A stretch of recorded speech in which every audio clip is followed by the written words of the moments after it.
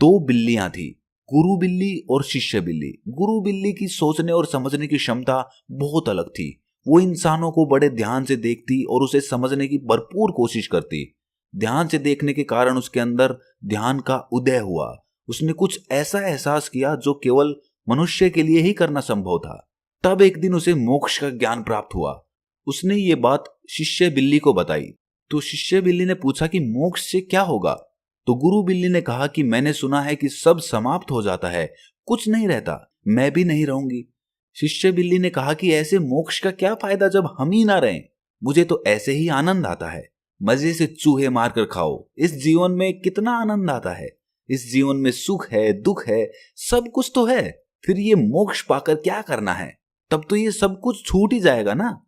जहां ये सब कुछ मिलेगा ही नहीं तो वहां जाकर क्या फायदा? गुरु बिल्ली ने कहा कि मैंने ध्यान किया है, इससे मुझे एक अलग ही अनुभव हुआ है जो मुझे बिल्ली रहते हुए कभी नहीं हुआ।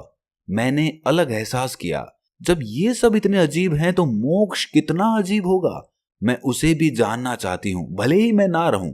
और एक दिन ध्यान करते करते गुरु बिल्ली मोक्ष को प्राप्त कर गई और उसकी मृत्यु हो गई। शिष्य बिल्ली ने कहा, अजीब पागल गुरु बिल्ली थी, अपना पूरा जीवन व्यर्थ के कार्य में ही गुजार दिया।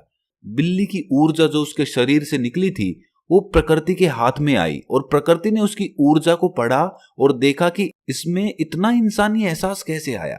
अब इसे दोबारा बिल्ली नहीं बनाया जा सकता। अतः उसे बिल्ली होने से मोक्ष मिला और उसे इंसानों के रूप में जन्म मिला। और फिर वो दोबारा उस घर में आई जहां उसने बिल्ली बनकर अपना जीवन बिताया था। और उस घर में अभी भी वो शिष्य बिल्ली चूहे पकड़ रही थी। आप सोच रहे हैं कि वो बिल्ली जन्म लेकर वापस आई, लेकिन वो बिल्ली नहीं रही थी, अब वो इंसान बन चुकी थी, उसे मोक्ष मिल चुका था। अब उस बिल्ली ने उन्नति कर ली थी। उसे अगर आप बिल्ली कहेंगे तो वहां पर वो हंसेगी कि आप पागल है। तो मोक्ष के ऊपर वाली स्थिति हम कभी नहीं समझ सकते जब तक हम ध्यान में नहीं उतरेंगे। तब तक हमें ऐसा ही लगेगा जैसा उस बिल्ली को लग रहा था कि मोक्ष पाकर क्या मिलेगा।